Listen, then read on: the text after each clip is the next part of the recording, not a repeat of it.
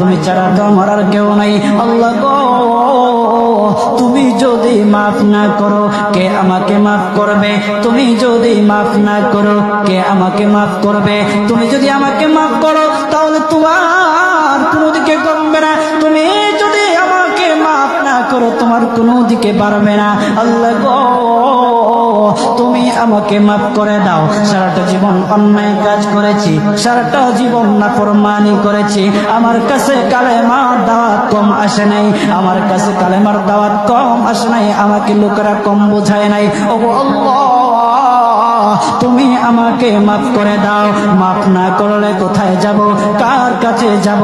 বাবা যখন মারে তখন মার কাছে আশ্রয় নেওয়া যায়, মা যখন প্রহার করে তখন বাবার কাছে আশ্রয় নেওয়া যায়, বাবা মা যখন প্রহার করে তখন দুনিয়ার কারো না কারো কাছে আশ্রয় নেওয়া যায়। ওগো আল্লাহ,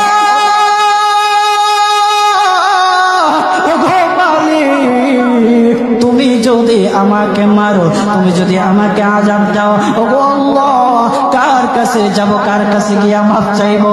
ওগো আল্লাহ, মেহেরবানি করে মাফ করে দাও। এইরকম কান্না করতেছে, চোখের পানি তার এমন ভাবে পড়তেছে, দাড়ি ভিজতেছে, দাড়ি ভিজে জমিনের মধ্যে চোখের পানি পড়তেছে, কান্না করতেছে। বান্দাটা কান্না করতে করতে করতে করতে আমার আল্লাহর কাছে এমন গ্রহণযোগ্যতা অর্জন করেছে, মহান আল্লাহ রব্বুল আলামিন তার ডাকে সাড়া দিয়া তার জিন্দেগির সব গুনাহ মাফ করে দিয়েছে।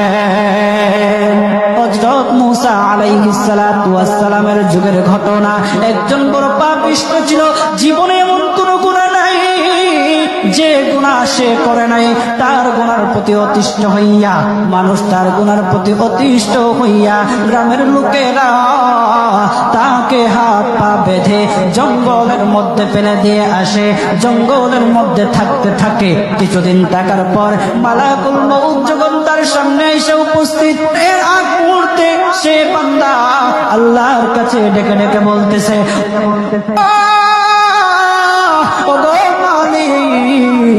তুমি ছাড়া তো আমাদের আর কেউ নাই, তুমি ছাড়া তো আমার আর কেউ নাই। আল্লাহ গো, তুমি যদি মাফ না করো কে আমাকে মাফ করবে? তুমি যদি মাফ না করো কে আমাকে মাফ করবে? তুমি যদি আমাকে মাফ করো তাহলে তোমার কোনো দিকে কমবে না, তুমি যদি আমাকে মাফ না করো তোমার কোনো দিকে বাড়বে না। আল্লাহ গো,